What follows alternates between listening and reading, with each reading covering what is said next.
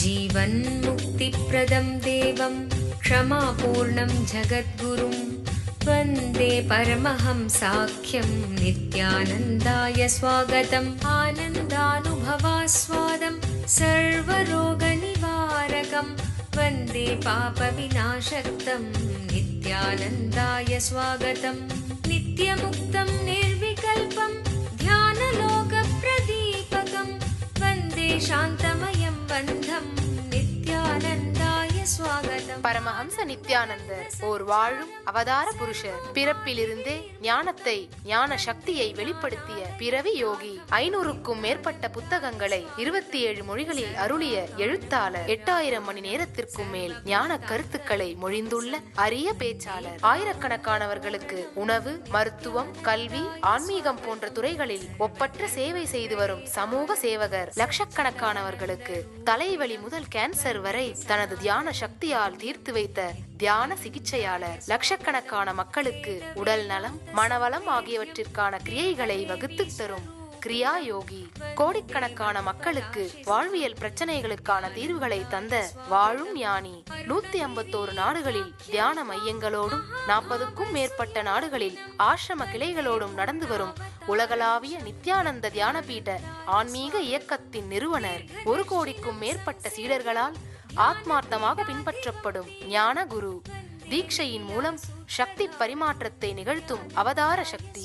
பாரம்பரிய யோகக்கலையை ஆயிரக்கணக்கான யோக மையங்கள் மூலம் உலகமெங்கும் எடுத்துச் சென்ற நவீன கால யோகி. லட்சக்கணக்கான மக்களுக்கு குண்டலினி சக்தியை உயிர்ப்பித்து அஷ்ட சித்திகளை அருளும் அஷ்டமா சித்திதாயகன்.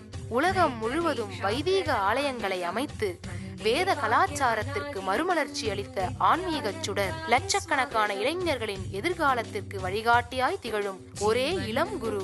உலகிலேயே இணையதளத்தின் மூலம் அதிகமாக பார்க்கப்படும் ஆன்மீக குரு.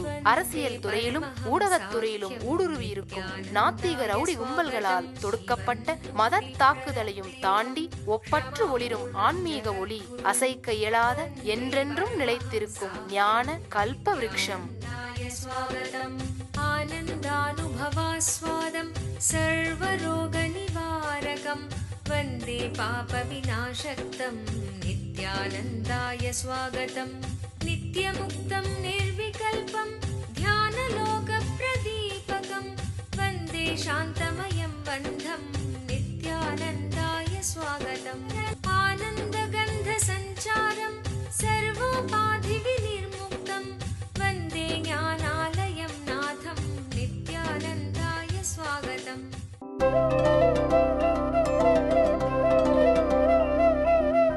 நம்முடைய வாழ்க்கையின் போக்கை ஆழ்ந்து பார்த்தீர்களானால் ஏக்க மன அமைப்பு தான் அடித்தளமா இருக்கும். அதனாலதான் வாழ்க்கையில என்ன நடந்தாலும் அந்த ஏக்கம்ங்கிற மன அமைப்பு நம்மை ஒரு வெறுமையிலேயே வைத்திருக்கின்றது. நல்லா புரிஞ்சுக்கோங்க.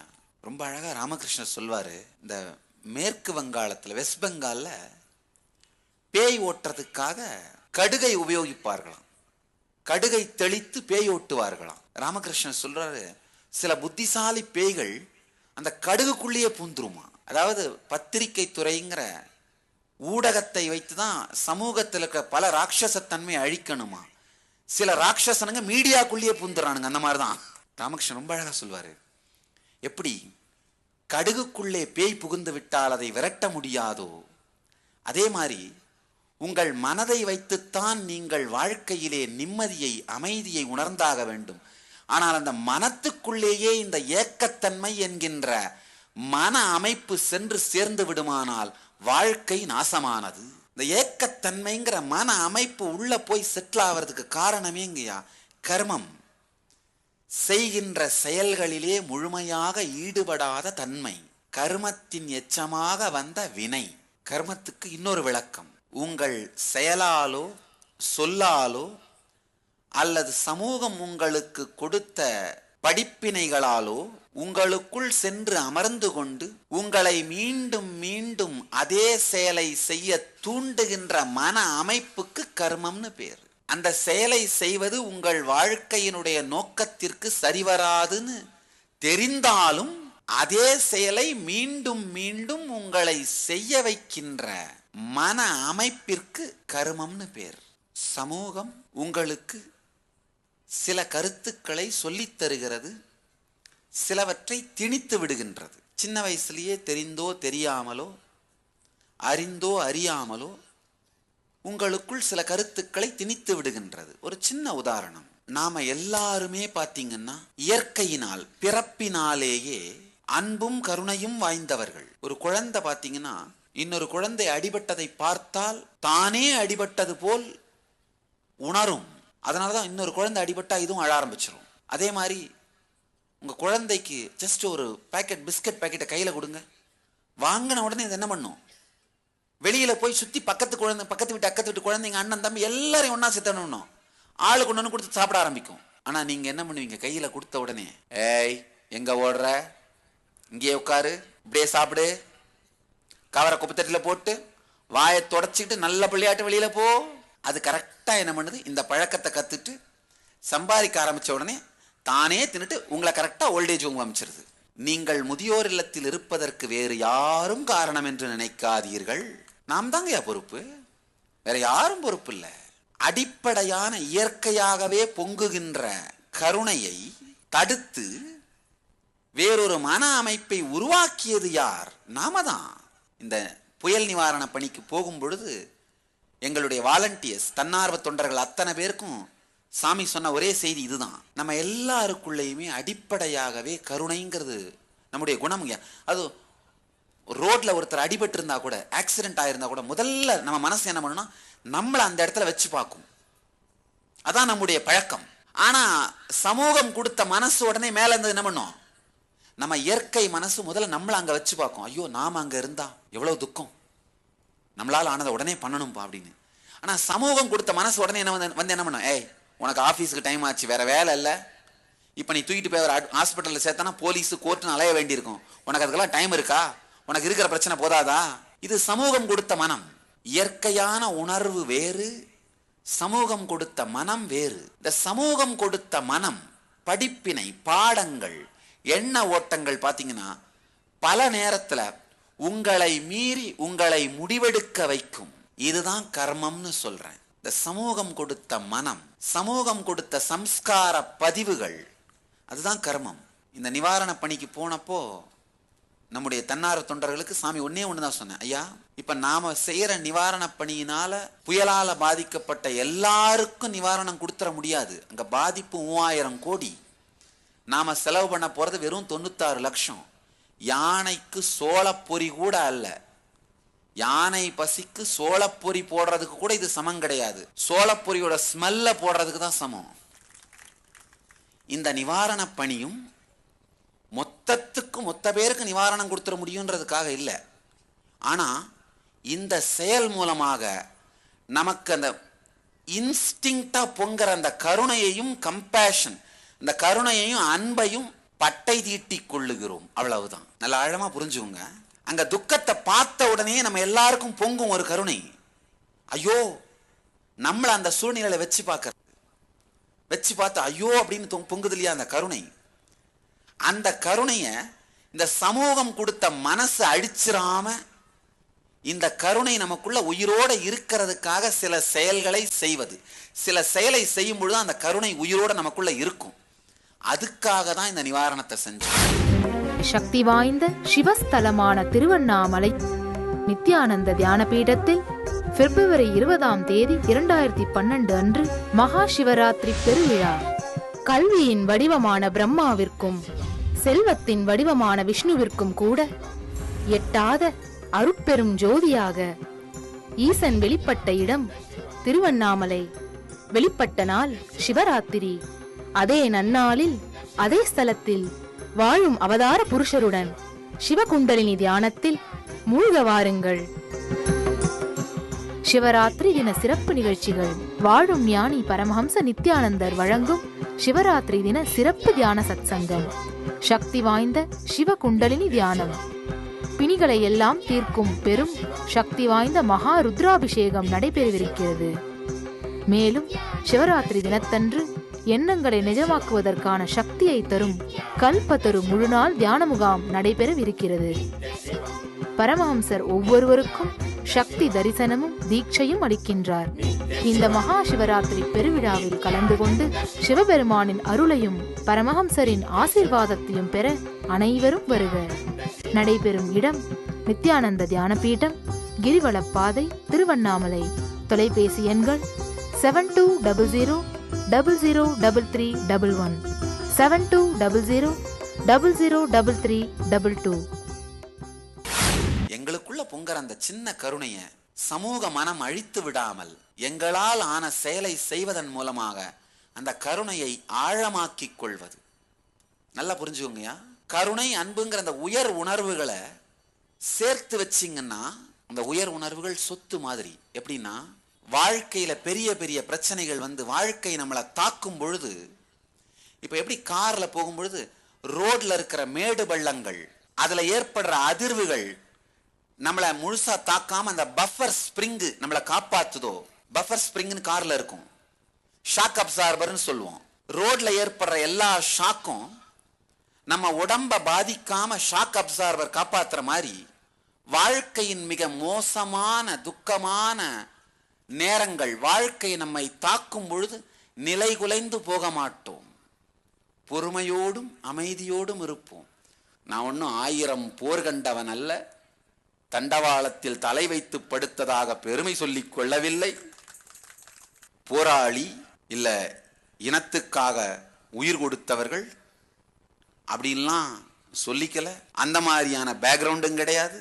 கருணை, அன்பு என்கின்ற உணர்வுகள் நம்முடைய வாழ்க்கையில் சேர்த்து வைக்கப்படுமானால், நமக்குள் உயிரோடு வைத்திருக்கப்படுமானால், வாழ்க்கையின் மோசமான நேரங்களில் தரையில ஏற்படுற அதிர்வுகள் நம்மை தாக்காமல் ஷாக் அப்சார்பர் கார்ல நம்மளை காப்பாத்துற மாதிரி இந்த உணர்வுகள், வாழ்க்கையின் மோசமான அதிர்வுகள் நம்மை தாக்காமல் நம்மை காப்பாற்றும். இதத்தான் ரொம்ப அழகா மகாபாரதத்திலே கர்ணனுடைய கடைசி வினாடிகளிலே காட்டுவார்கள். அதாவது அர்ஜுனனுடைய அம்புகள் எல்லாம் மாலையாக போய் கர்ணன் மீது விழுந்ததாக. அது ஒரு உருவகம். உண்மையில் என்னன்னா, கருணைங்கிற ஒரு பெரிய உணர்வு இருக்குமானால் வாழ்க்கையின் துயரமான மோசமான நேரங்களில் நம்மை காக்கின்ற ஒரு ஷாக் அப்சார்பர் மாதிரி நம்மை அமைதியிலும் தடுமாறாத உணர்விலும் நிலையாக வைத்திருக்கும். சமூகம் நம்மீது திணிக்கின்ற மன அமைப்பு கர்மம். ஒவ்வொரு வினாடியும் நீங்கள் முடிவெடுக்கிறது உங்களுடைய இயற்கையான உணர்விலிருந்து முடிவெடுக்கிறீர்களா, அல்லது சமூகம் திணித்த சம்ஸ்கார மன அமைப்பிலிருந்து முடிவெடுக்கிறீர்களா என்பதை யோசியுங்கள். உங்களுடைய இயற்கையான உணர்வு சார்ந்து தொடர்ந்து முடிவுகளை எடுத்து நீங்கள் வாழ்வீர்களானால் நீங்கள் ஜீவன் முக்தர்கள். ஒரு நாளைக்கு 100 முடிவு எடுக்கிறீங்கன்னா ஒரு 60 முடிவாவது உங்களுடைய இயற்கையான உணர்வு சார்ந்து எடுத்தீர்களானாலேயே நீங்கள் ஜீவன் முக்த பாதையில் வாழத் துவங்கிவிட்டீர்கள். உங்கள் வாழ்க்கையின் கர்மங்கள் கரைய துவங்கிவிட்டது. அப்படி இல்லாம சமூகம் கொடுத்த சம்ஸ்கார பதிவு சார்ந்து நீங்கள் முடிவெடுத்துக் கொண்டிருந்தால் வாழ்க்கையில் மேலும் மேலும் கர்மத்தை சேர்த்து கொண்டே செல்லுகின்றீர்கள். வாழ்க்கையில 2 விதமான வாழ்க்கை உண்டுங்க. பிரவிற்த்தி மார்க்கம், நிவிருத்தி மார்க்கம். நீங்க தினந்தோறும் எடுக்கிற முடிவுகள் 100 முடிவுகள்னா 150க்கும் மேலான முடிவுகள் உங்களுடைய சமூகம் கற்றுக் கொடுத்த மன அமைப்பை சார்ந்து எடுப்பீர்களானால் அது பிரவிற்த்தி மார்க்கம். கர்மத்தை மேலும் மேலும் சேர்த்து கொள்ளுகின்ற வழி, சவமாகும் வழி. 50க்கும் மேற்பட்ட முடிவுகள் உங்களுடைய இயற்கை உணர்வு சார்ந்து சத்துவகுணம் சார்ந்து எடுக்கிறீர்கள் என்றால் நீங்கள் நிவிருத்தி மார்க்கத்தில் சென்று கொண்டிருக்கிறீர்கள். அப்படின்னா கர்மத்தை கரைக்கும் வழி, சிவமாகும் வழி. சவமாகும் வழி வேண்டுமா அல்லது சிவமாகும் வழி வேண்டுமா என்று நீங்கள் தான் முடிவு செய்ய வேண்டும். இரண்டுமே உங்கள் முன் திறந்து கிடக்கின்றது. சவமாய் சுடுகாட்டுக்கும் செல்லலாம், சிவமாய் மாறி சுடுகாட்டுக்கும் செல்லலாம். 2 சுடுகாட்டில் தான் வாசம் பண்ணுது. சவமும் சுடுகாட்டில் தான் இருக்கிறது, சிவமும் சுடுகாட்டில் தான் எடுக்கின்றது. இங்கிலீஷ் ரொம்ப அழகான ஒரு பழமொழி. சர்ச்சுக்கு நீயாவே போப்பா, 4 பேர் தூக்கிட்டு போற வரைக்கும் வெயிட் பண்ணாதன்னு சொல்லுவாங்க. அது செத்து 4 பேர் தூக்கிட்டு போற வரைக்கும் வெயிட் பண்ணாத, நீயாவே போன்னு சொல்லுவார்கள். சிவமாக மாறி, அதாவது எப்படியா இருந்தாலும் சுடுகாட்டுக்கு போய்த்தான் ஆகணும் நம்ம எல்லாரும் ஒரு நாள். அது போறதுக்குள்ள நிவிருத்தி மார்க்கத்தில் போனோம்னா சிவமாக மாறி சுடுகாட்டுக்கு போகலாம், இல்லைன்னா சவமாக மாறித்தான் சுடுகாட்டுக்கு போவோம். சுடுகாட்டுக்கு போறதுக்குள்ள சிவமாக மாறி இருப்பதா சவமாக போவதா என்பதை நாம் தான் முடிவு செய்ய வேண்டும். இந்த கர்மம், இந்த மொத்த சத்சங்கத்தினுடைய சாரத்தையும் இப்பொழுது விளக்குகின்றேன். கர்மம் அப்படிங்கிறத பல்வேறு நிலைகளில் பல்வேறு விளக்கங்களின் மூலமாக உங்கள் முன் திறந்து வைத்தேன். இப்ப இந்த கர்மம் அழியறதுக்கான வழி என்ன? 3 வழிகள். ஒன்று, உங்களுடைய ஒவ்வொரு செயலையும் இந்த கர்ம சக்கரத்தில் மேலும் மேலும் சிக்கிக்கொள்ளாதவாறு அமைத்துக் கொள்ளுதல். நீங்க எடுக்கிற எல்லா முடிவுகளுமே உங்களுடைய ஞான உணர்வு சார்ந்து, தெளிவு சார்ந்து, உங்களுடைய சுயமான இயற்கை உணர்வு சார்ந்து முடிவை எடுத்தல். சமூகம் உங்களுக்கு கத்து கொடுத்த, சமூகம் உங்கள் மீது திணித்த மன அமைப்பு சாராது உங்கள் இயற்கை உணர்வு சார்ந்த முடிவுகளாகவே எடுத்தல். இது முதல் வழி. 2வது, தினந்தோறும் ஒரு 20 நிமிடமாவது கர்மங்களை தாண்டி உங்களுடைய அகங்காரமும் மமகாரமும் இயங்காமல் அமைதியோடு உங்களுக்குள் அமர்தல். அதுதான் சாமி தியானம்னு சொல்றேன்.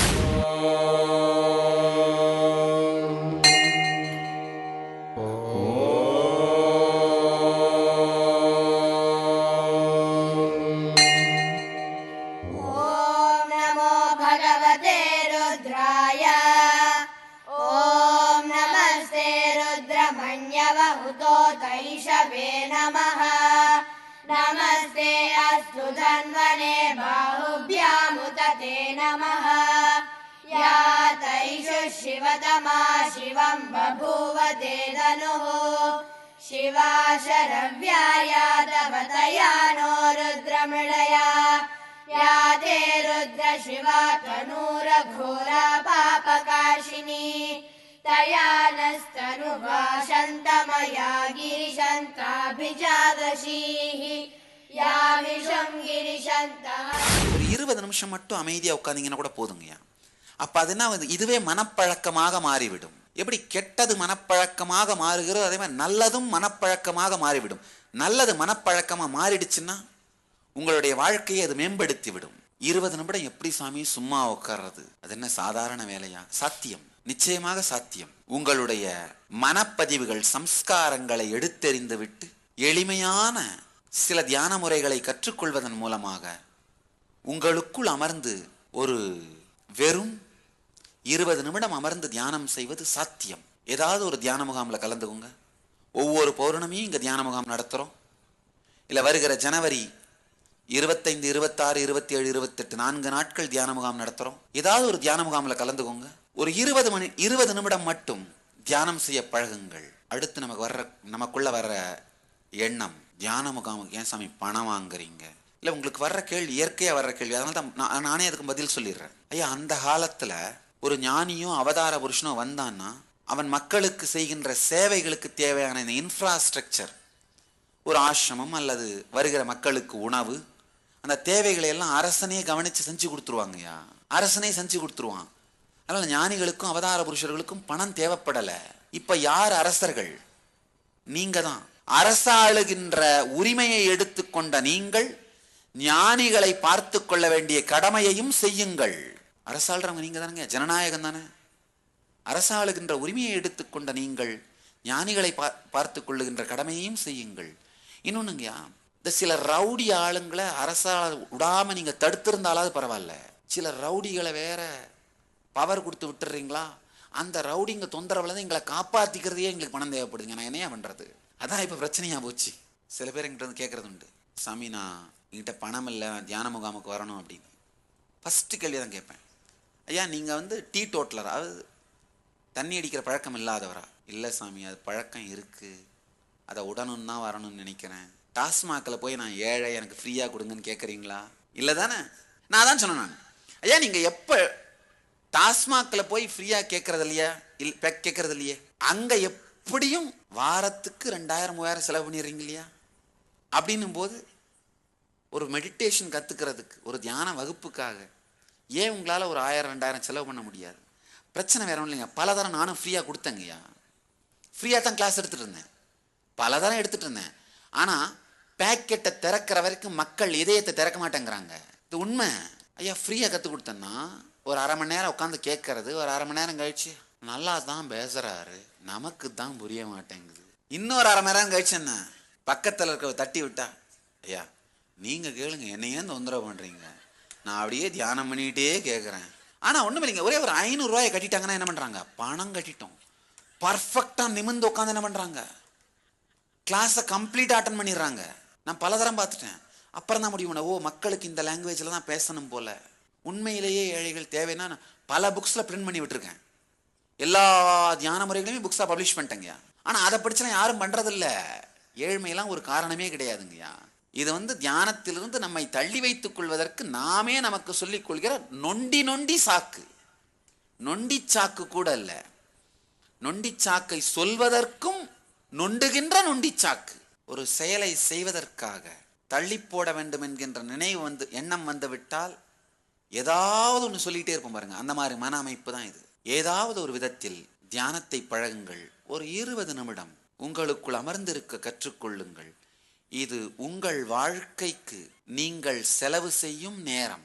3வது வழி தீட்சை. தீட்சை அப்படிங்கிறது ஒரு ஞானியினுடைய சாநித்தியத்தில் அமர்ந்து ஆழ்ந்த அமைதியோடு அமர்ந்திருப்பது.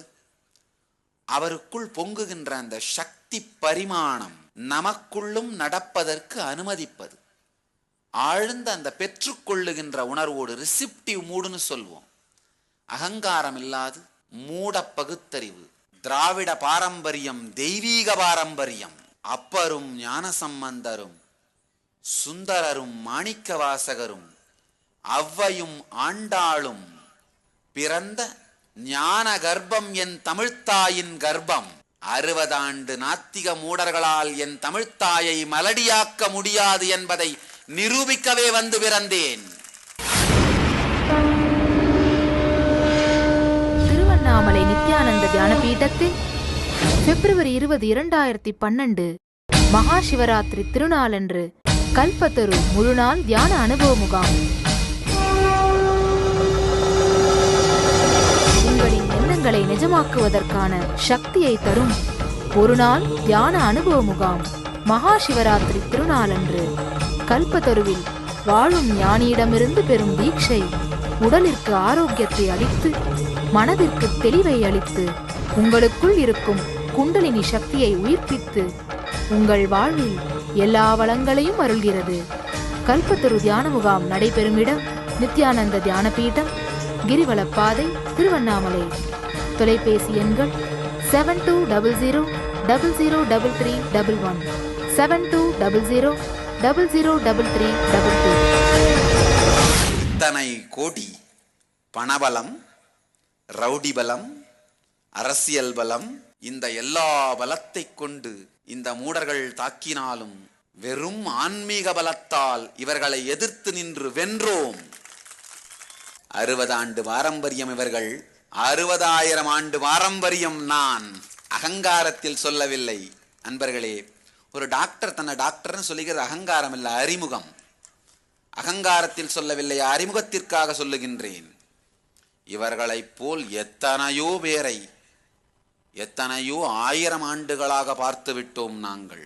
கஜினி முகமது போன்ற கொடூரர்கள் 17 முறை அழித்த பிறகும் மீண்டும் எழுந்து நிற்கும் ஆலயங்கள் தான் எங்கள் வாழ்க்கை முறை. இந்த மூடர்கள் ஒரு முறை அழித்தால் ஞானபீடம் அழிந்து விடுமா என்ன? அவர்களை அழித்து எழுந்து நிற்கும். கொசு ஒன்று தீபத்தை தின்று முடிக்க நினைத்ததாம். ஈக்களும் எறும்புகளும் சேர்ந்து திருவண்ணாமலை தீபத்தை தின்று முடிக்க நினைத்ததாம். வாழையடி வாழையென வாழும் ஞானிகளும் அவதார புருஷர்களும் தொடர்ந்து தோன்றிக் கொண்டிருக்கும் தெய்வீக பாரம்பரியம் நம் திராவிட பாரம்பரியம். தமிழ்நாட்டு இளைஞர்களே, விழித்துக் கொள்ளுங்கள். நமது உடனடி தேவை மீண்டும் விவேகானந்தர்களும் ஞானசம்பந்தர்களும் மாணிக்க வாசகர்களும் சுந்தரர்களும் அவ்வையும் ஆண்டாளும் உருவாக வேண்டும். அவர்கள் எங்கிருந்தோ பிறந்து விட மாட்டார்கள். உங்களுக்குள் தான் பிறக்க வேண்டும். உங்களுக்குள் தான் அவர்கள் மலர வேண்டும். தமிழ்நாட்டு இளைஞர்களே, உங்கள் வாழ்க்கையை ரசிகர் மன்ற கொடிகள் கட்டி, ஜாதி சங்கங்களின் கொடிகள் பிடித்து, கட்சிக் கொடிகளை கட்டி வீணடித்தது போதும், புறப்படுங்கள், வீரக்காவிக் கொடி பறக்கவிட்டு வாழ்க்கையை தியாகம் செய்து சமூகத்திற்கு சேவை செய்வோம். ஆன்மீக முதுகெலும்பை நம்பிய சமூகங்கள் அழியவே இல்லை. உங்கள் எல்லோரையும் நித்யானந்தத்தில் நிறைந்து, நித்யானந்தத்தில் மலர்ந்து, நித்யானந்தத்தில் கரைந்து, நித்யானந்தமாகிட ஆசீர்வதிக்கின்றேன். நன்றி. ஆனந்தமாக இருங்கள். நித்யானந்த தியானபீடம், நித்யானந்தபுரி ஆஃப் மைசூர் ரோடு, விடுதி, பெங்களூர். 9742203311 08027202084.